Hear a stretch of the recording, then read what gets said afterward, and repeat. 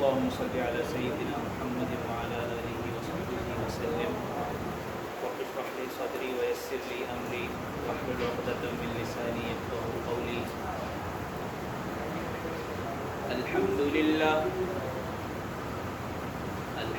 لله نحمده ونستعينه ونستغفره ونؤمن به ونتوكل عليه ونعوذ بالله من شرور أنفسنا ومن سيئات أعمالنا. من يهده الله فلا مضل له ومن يضلله فلا هادي له ونشهد أن لا إله إلا الله وحده لا شريك له ونشهد أن سيدنا ومولانا محمدا عبده ورسوله. أما بعد فأعوذ بالله من الشيطان الرجيم. بسم الله الرحمن الرحيم. مثل الذين ينفقون أموالهم في سبيل الله كمثل حبة أنبتت سبع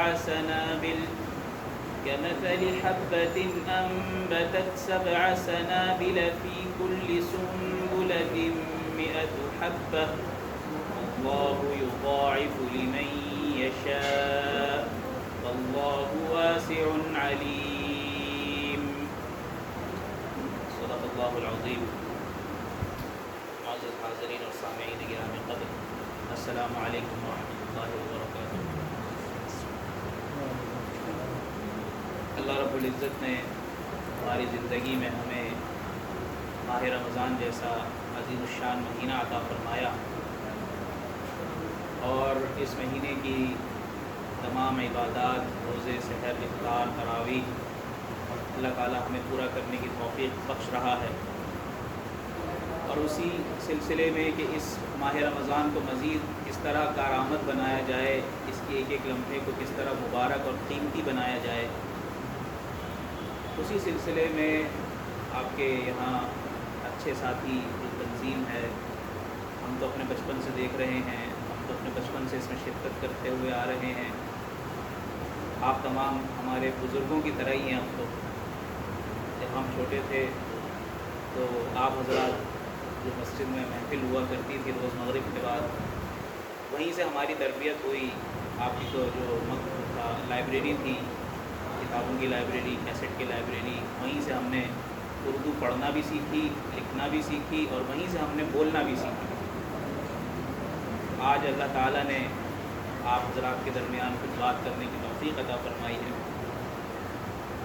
تو آپ کی اس تنظیم کے تحت مختلف پروگرامات ہوتے ہیں. یہ اس کا مجھے علم نہیں تھا کہ رمضان میں بھی آپ حضرات کس طرح کی کوئی ترتیب ہوتی ہے. مجھے اورنگزیب بھائی نے گزشتہ ہفتے مجھ سے کہا، ارشاد فرمایا کہ اس طرح کی ایک نشست ہے اور آپ نے اس نشست میں بات کرنی ہے. میں نے ان کے حکم کو مد نظر رکھتے ہوئے آپ کے سامنے کچھ باتیں پیش کرنے کی تیاری کی ہے. بات یہ ہے کہ اللہ تعالیٰ نے یہ ماہ مبارک عظیم الشان ماہ رمضان ہمیں عطا فرمایا ہے اور رسول اکرم صلی اللہ علیہ وسلم کے ارشاد کے مطابق یہ مہینہ اتنی رحمتوں اور اتنی برکتوں والا ہے کہ اس میں جو عام دنوں میں جو اللہ تعالیٰ کی رحمتیں اور برکتیں نازل ہوتی ہیں، ان کا اس مہینے میں نازل ہونے والی رحمتوں اور برکتوں سے کسی طرح کا کوئی مقابلہ نہیں بنتا.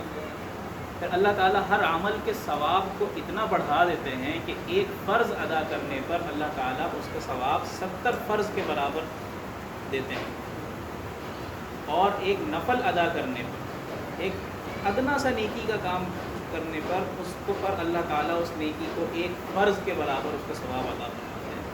اور فرض کیا ہے؟ فرض کا ثواب کیا ہے کہ ایک آدمی پیدا ہونے سے لے کر اپنی وفات تک جس لمحے وہ اس دنیا میں آیا اور جس لمحے وہ اس دنیا سے جائے گا، اس پوری زندگی میں مسلسل نوافل پڑھتا رہے، اس کے تمام نوافل ملا کر ایک فرض کے برابر. اتنا بڑا ثواب اللہ تعالیٰ کا.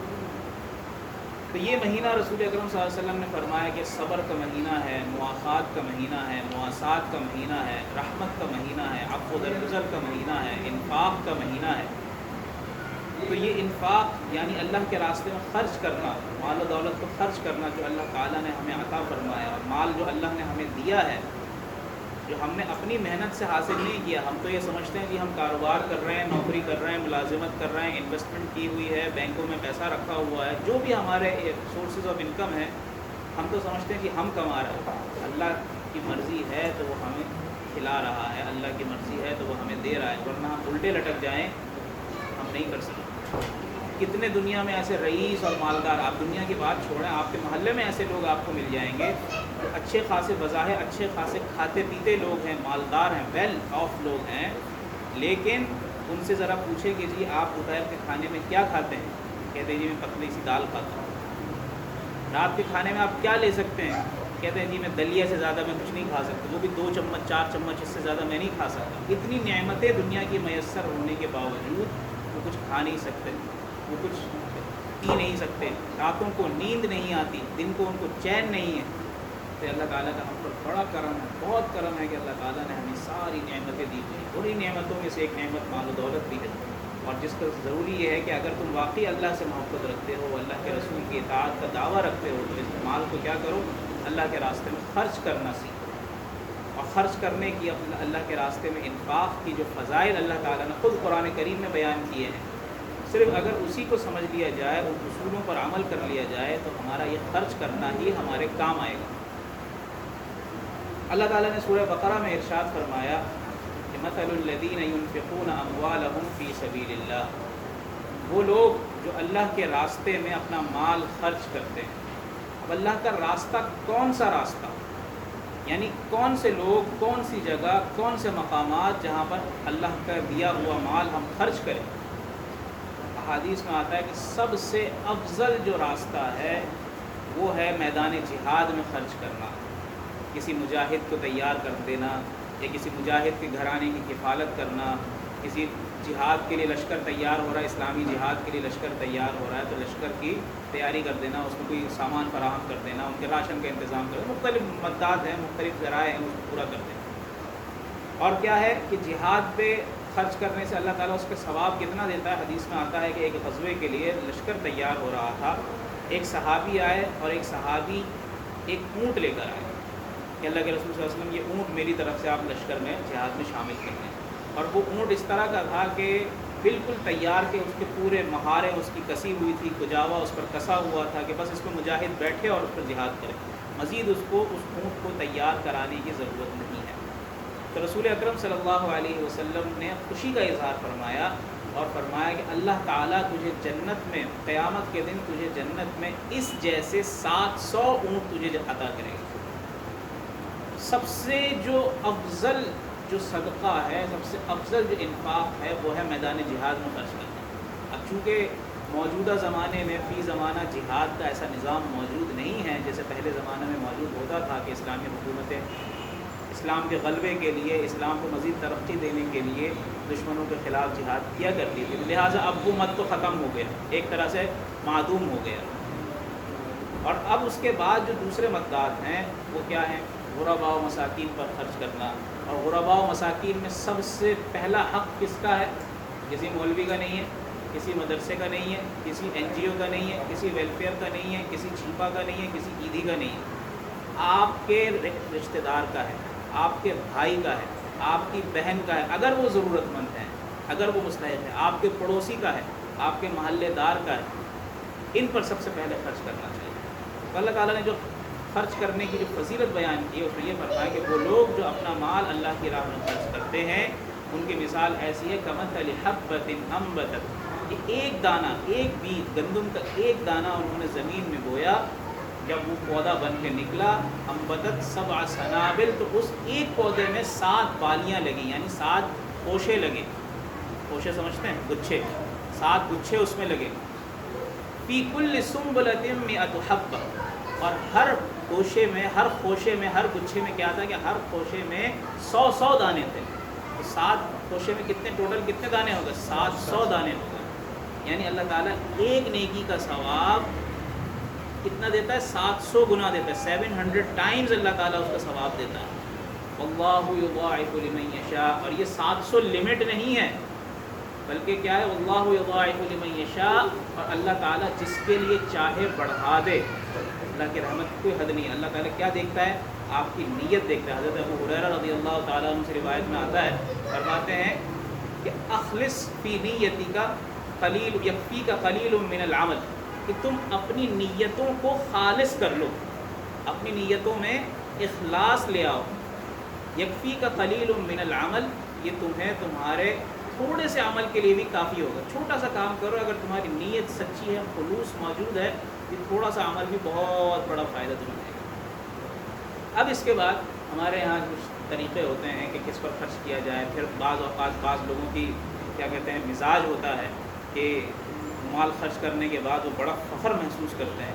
تو صدقات کرتے وقت چاہے آپ اس میں زکوٰۃ ادا کر رہے ہیں، صدقۃ الفطر ادا کر رہے ہیں، کسی کو ایسی کوئی نفل صدقہ دے رہے ہیں، کہیں بھی مال خرچ کرتے وقت کسی فرد پر، کسی ادارے پر کچھ باتوں کا خیال رکھنا چاہیے.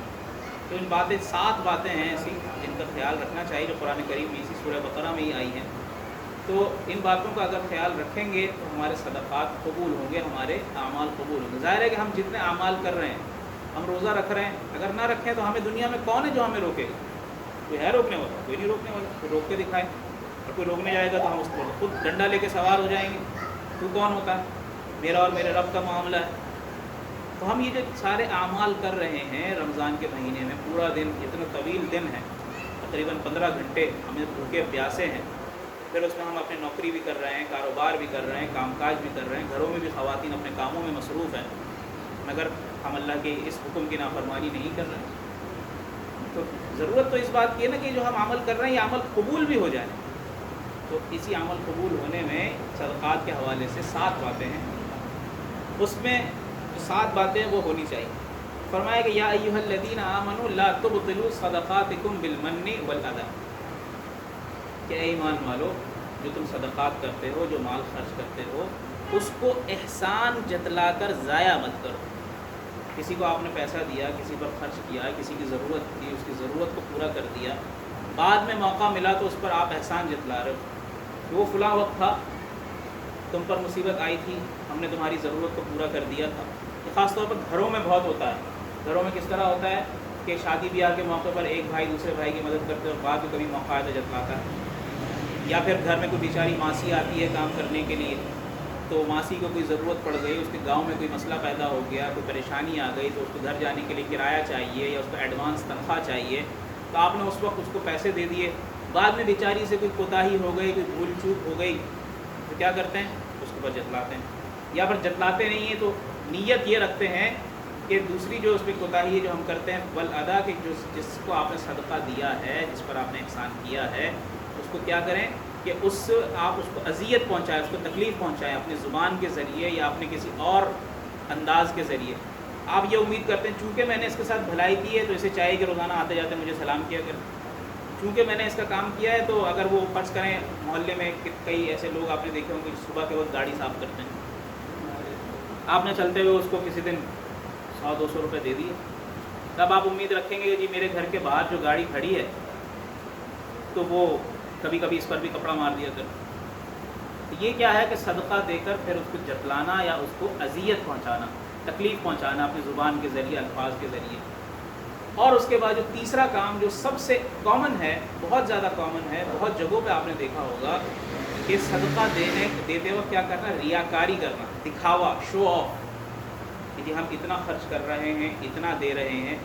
اب اس میں 2 چیزیں ہیں، ایک تو اس میں ابھی آگے آئے گی، اور ایک یہ ہے کہ جو ہم کسی کو پیسہ دے رہے ہیں، کسی کو کچھ بھی کسی کی ہیلپ کر رہے ہیں، تو اس میں کیا ہونا چاہیے؟ دکھاوا نہیں ہونا چاہیے، ریاکاری نہیں ہونی چاہیے. اگر ریاکاری ہوگی تو اس کی مثال کو بھی قرآن کریم نے واضح فرمایا، کالذی ينفق مالہ رئاء الناس ولا یؤمن باللہ والیوم الآخر.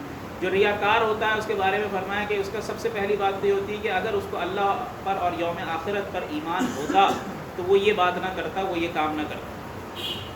چونکہ اس کو یوم آخرت پر ایمان نہیں، وہ چاہتا ہے کہ جی دنیا میں ہی میری واہ واہی ہو جائے، دنیا میں ہی لوگ مجھے بڑا سخی اور بڑا غنی اور بڑا مالدار سمجھیں، تو دنیا میں ہی سارے کریڈٹس لے لیتا ہے، آخرت کے لیے کوئی کریڈٹس چھوڑتا ہی نہیں ہے. اور اس کی مثال ایسے بیان فرمائے، فَمَثَلُهُ كَمَثَلِ صَفْوَانٍ عَلَيْهِ تُرَابٌ فَأَصَابَهُ وَابِلٌ فَتَرَكَهُ صَلْدًا.